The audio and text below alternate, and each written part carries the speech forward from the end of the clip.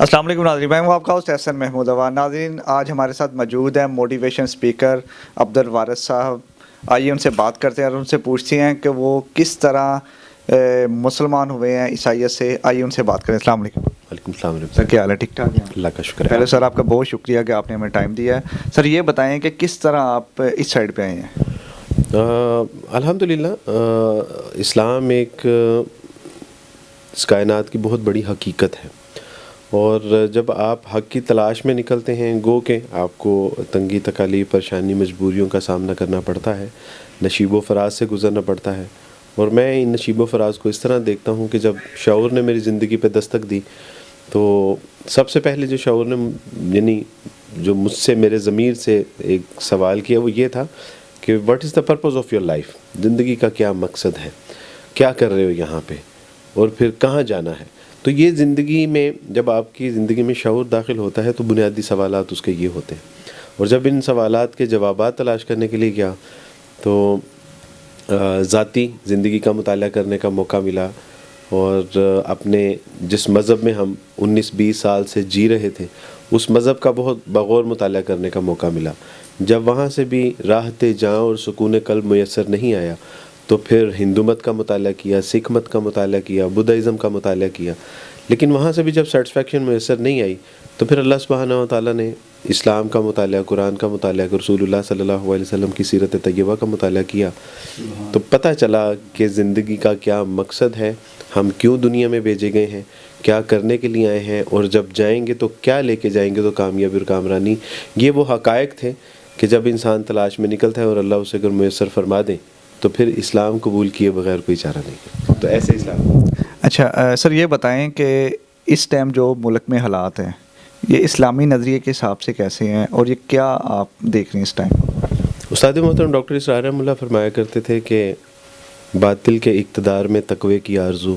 کیسا حسین فریب ہے جو کھا رہے ہیں ہم۔ یہ ممکن نہیں ہے، یعنی میں سمجھتا ہوں کہ اگر ہم یہ کہیں کہ ہم سچے پکے اچھے مومن مسلمان بن جائیں اور ہم اسلام کے مطابق عمل کر لیں باطل کی چھتری کے سائے کے نیچے، یہ ممکن نہیں ہے۔ یعنی آپ اپنے جو بجلی کے بل دے رہے ہیں اس میں آپ ایک ٹی وی کا ٹیکس پے کر رہے ہیں جو آپ چلاتے بھی نہیں ہیں۔ آپ کو جو ہے وہ ایسے سود میں پارٹیسپیٹ کرنا پڑتا ہے کہ آپ اس میں دانستہ نادانستہ طور پہ دونوں طرح سے جو ہے وہ نہیں چاہتے، لیکن اس کے باوجود آپ سود میں جو ہے وہ شریک ہوئے پڑے ہیں۔ شراب کی فیکٹریاں آپ کی چل رہی ہیں جو کہ شرعاً قانوناً غلط ہے، اور جن لوگوں کے لیے ہم جو ہے وہ بنا رہے ہیں وہ کہتے ہیں کہ جناب ہمارے تو اتنے وسائل ہی نہیں ہیں، ہمارے لیے کیوں فیکٹریاں لگائیں۔ حکمران کہ جن کو اللہ اور اس کے رسول صلی اللہ علیہ وسلم کے نام سے چڑ ہے، وہ حکمران کہ جو اپنے کپڑے بیچ کے ملک کا بھلا کرنے کے لیے دعویٰ تو کرتے ہیں لیکن اپنی ایک آدھی کوئی فیکٹری یا انڈسٹری یا اپنا محل بیچ کے قوم کا قرضہ اتارنے کے لیے تیار نہیں ہے۔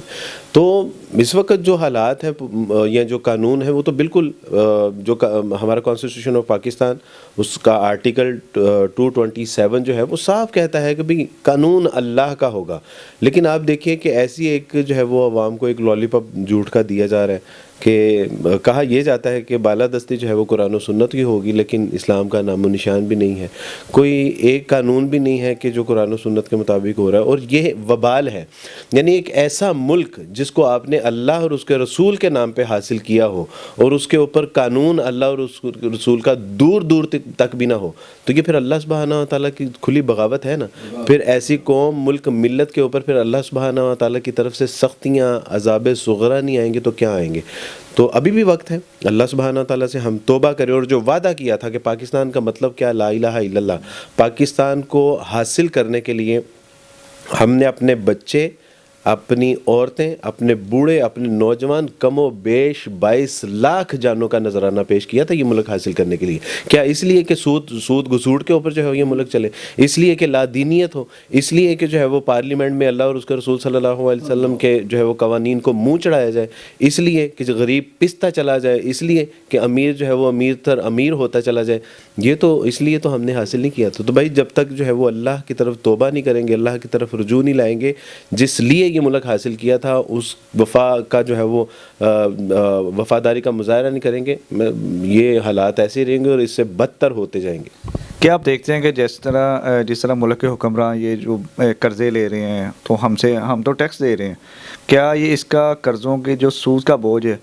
یہ عوام کے اوپر ہے، جو اس کا گناہ عوام کے اوپر ہے کہ حکمرانوں کے اوپر ہے؟ نہیں، اس کا یعنی براہ راست اس کا جو گناہ ہے وہ تو حکمرانوں کی گردن کے اوپر ہے، لیکن اس وقت آپ انفرادی طور پہ دیکھیں تو کم و بیش 1.25 لاکھ میں ہر پاکستانی گروی پڑا ہوا ہے جو ہم نے قرضہ دینا ہے، ہر اگر اس کو ڈیوائیڈڈ بائی 20 کروڑ کرتے ہیں آپ 22 کروڑ کرتے ہیں تو ہر شہری جو ہے وہ 1.25 لاکھ کے لگ بھگ جو ہے وہ مقروض قرضے میں جکڑا ہوا ہے، لیکن اس کے جو سود در سود کا معاملہ ہے گو کہ اس کا گناہ تو انہی کو ہی ہے، لیکن اس لحاظ سے ہم جو ہے نا وہ اس گناہ میں شریک ہوں گے اور ہمارا گناہ بنتا ہے کہ اس نظام کے خلاف ہم ٹھنڈی لسی پی کے اور میٹھی نیند سوتے ہیں، تو یعنی اللہ سبحانہ و تعالیٰ کے قوانین کی دھجیاں بکھیری جا رہی ہیں اور ہمیں شرم نہیں آتی، غیرت نہیں آتی۔ ہمارے گھر میں گھس کے کوئی اپنا جو ہے وہ کوئی حکم چلانا چاہے، بات منوانا چاہے، وہ تو ہمیں گوارا نہیں ہے، لیکن اللہ کی دھرتی کے اوپر، اللہ کے ملک میں اللہ کے قانون کی جو ہے وہ مذاق اڑایا جا رہا ہے اور ہم جو ہے وہ بڑے خندہ پیشانی کے ساتھ، تو اس میں میں سمجھتا ہوں کہ جو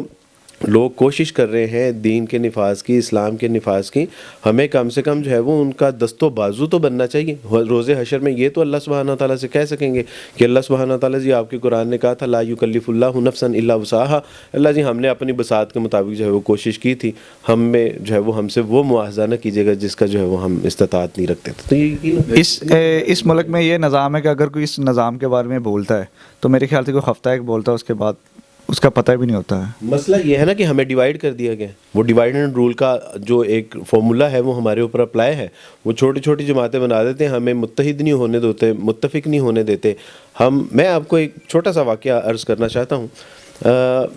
ویٹو کارلیون تھا، ویٹو کارلیون، اس کے باپ کو ایک شخص نے قتل کر دیا جو کہ گینگسٹر تھا، اور اس نے اس کو قتل کر دیا۔ اس نے اس کا انتقام لینے کے لیے اپنا ایک گینگ بنایا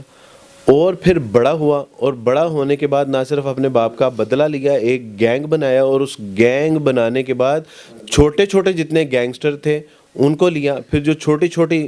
جو ہے وہ گینگسٹر کو ملا کے اس نے ایک بڑا مافیا تشکیل دیا، پھر بڑے بڑے مافیاز کو لیا، ان کا ایک گروہ بنا کے اس نے ایک تنظیم کی بنیاد رکھی تھی جس کو آپ لوگ انڈر ورلڈ کے نام سے جانتے ہیں، اور اس کا جو بانی تھا وہ تھا جس کو آج دنیا گاڈ فادر کے نام سے جانتی ہے۔ گاڈ فادر نے کہا تھا کہ میں مذہب کی دنیا کو یہ سبق سکھانا چاہتا ہوں کہ میں ایک جرائم کی دنیا کا بادشاہ ہو کے جرائم کے لوگوں کو متفق اور متحد کر سکتا ہوں، تو آپ تو پھر ایک اللہ اور اس کے رسول کے ماننے والے ہیں، آپ ایک پلیٹ فارم پہ اکٹھے کیوں نہیں ہو سکتے؟ تو یہ جو گاڈ فادر کا یہ جملہ میرے کانوں میں گونجتا ہے کہ یار وہ جرائم کے لوگوں کو جو ہے متفق اور متحد کر سکتا ہے، اور ہم ایک اللہ ایک رسول کو ماننے والے متفق اور متحد نہیں۔ تو جب ہم متفق اور متحد ہو کے اللہ کے دین کا نفاذ کا کام کریں گے تو اللہ سبحانہ و تعالیٰ کی توفیق سے باطل میں اتنی طاقت نہیں ہے کہ وہ آپ کو جو ہے وہ پسپا کر سکے۔ سر آپ موٹیویشن اسپیچ دیتے ہیں نوجوانوں کو، آج ہمارے چینل کی وجہ سے آپ ہمارے چینل پہ کیا نوجوانوں کے لیے کیا ایک اہم کوئی اچھا سا پیغام؟ سچی بات ہے کہ میں نہیں سمجھتا کہ میں لوگوں کو موٹیویٹ کرتا ہوں، میں تو جو دل کا درد ہے یہ لوگوں کے سامنے رکھتا ہوں، اور اللہ سبحانہ و تعالیٰ اس کو اگر کوئی موٹیویشن کا سبب بنا دیں تو وہ میرے اللہ کا کمال ہے، اللہ کی توفیق سے ہے۔ میں تو ایک طالب علم ہوں، اور طالب علم ہونے کی حیثیت سے اپنی قوم ملک ملت کے نوجوانوں سے میں یہ ضرور عرض کرنا چاہتا ہوں کہ کسی بھی قوم ملک ملت کی ریڑھ کی ہڈی ہوتی ہے نوجوان،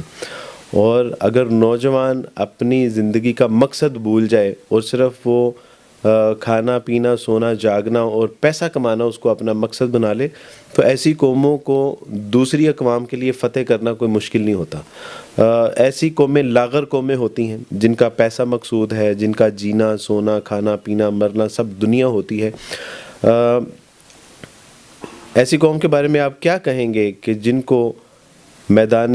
جنگ میں اپنی حیات نظر آتی تھی، جو مرنے کے لیے لڑتے تھے، جن کو بندوق کے سوراخ میں اپنی جنت نظر آتی تھی، تو جب تک وہ جذبہ، وہ احسار، وہ قربانی، وہ مقصد ہم پیدا نہیں کریں گے۔ اقبال نے اس کو کہا ہے کہ وہ میرا جوان اقبال کا تو جو اکثر و بیشتر شاعری کا مجموعہ ہے وہ خطاب ہی نوجوان کے، تو اقبال نے کہا ہے کہ उकाबी रूह जब बेदार होती है जवानों में नज़र आती है उसको अपनी मंजिल आसमानों में। तो मैंने इकबाल से कहा कि इकबाल आप जवानों को कहते हैं कि आसमानों में, तो आसमानों में कहाँ करके मंजिल है? हम तो समझते हैं कि FA कर लिया, BA कर लिया, MPhil कर लिया, PhD कर ली, अच्छा मोबाइल है, गाड़ी है, बंगला है, अच्छी लड़की के साथ दोस्त, अमीर लड़की के साथ शादी। इकबाल हम तो इसको कामयाबी समझते हैं। आप ये आसमान, इकबाल ने कहा कि परे है नीली चरखे फाम से मंजिल मुसलमा की, सितारे जिसकी गर्दे राह हैं वो कारवां तो है। मियाँ ये प्लैनेट, सोलर सिस्टम, ये गैलेक्सीज, ये क्लस्टर, ये सुपर क्लस्टर, ये भी तुम्हारी मंजिल नहीं है जहाँ तक आज साइंस पहुँची नहीं है अभी। तेरी मंजिल की तरफ उठने वाले जो रास्ते हैं ना, ये उनकी गर्दो गुबार है। मंजिल तो तेरी जन्नत है मियाँ। तो ये असल में क्या, तो हम देखें तो सही कि अल्लाह सुब्हानहू व तआला की तौफीक से अल्लाह ने हमें पैदा क्यों किया है, किस लिए पैदा किया है, कौम मुल्क मिल्लत के जो फ़राइज़ हैं वो हमने किस तरह सर अंजाम देने। और वही होगा जब तक कुरान और सुन्नत के चश्मे से हम वज़ू नहीं करेंगे और हयात नो मुयसर नहीं आएगी और अल्लाह के लिए जीना और अल्लाह के लिए मरना जब तक नहीं आएगा, मैं समझता हूँ कि नौजवान हमारा लागर ही है और लागर ही रहेगा। इसका एक ही हल है और वो ये है कि रुजू इल्लल्लाह और रसूलुल्लाह सल्लल्लाहु अलैहि वसल्लम का उसवा, जो कि हमें जीने का फ़न भी सिखाता है और मरने का तरीका भी सिखाता है। एंड पे सिर्फ एक मुख्तसर का, आजकल का नौजवान जो आपने बताया कि मौत को आगे रखता था हर चीज़, लेकिन आजकल का नौजवान मोबाइल को आगे रखता है। मोबाइल के हवाले से अब क्या? मोबाइल के हवाले से देखें, दुनिया में जितनी भी अल्लाह सुब्हानहू व तआला ने नेमतें अता फरमाई हैं, उनके मुस्बत पहलू भी हैं, मनफी पहलू भी हैं। मुस्बत पहलू के लिए जितना ज़्यादा आप इसको इस्तेमाल कर सकते हैं कीजिए, लेकिन अगर हमने इसको एज ए फ़ोन नहीं बल्कि हमने एज ए इंटरटेनमेंट समझा तो फिर हमारी रातें तो इसके साथ बसर हो ही रही हैं। जलवत तो गई हमारी। अगर हम बाज ना आए तो जो अल्लाह के साथ खलवत में हमारी मुलाकातें थीं, बातें थीं, रोना धोना, गिरिया जारी, दुआओं की कबूलियत, तो अगर हम बाज ना आए तो वो खलवत भी जाती रहेगी। बहुत शुक्रिया।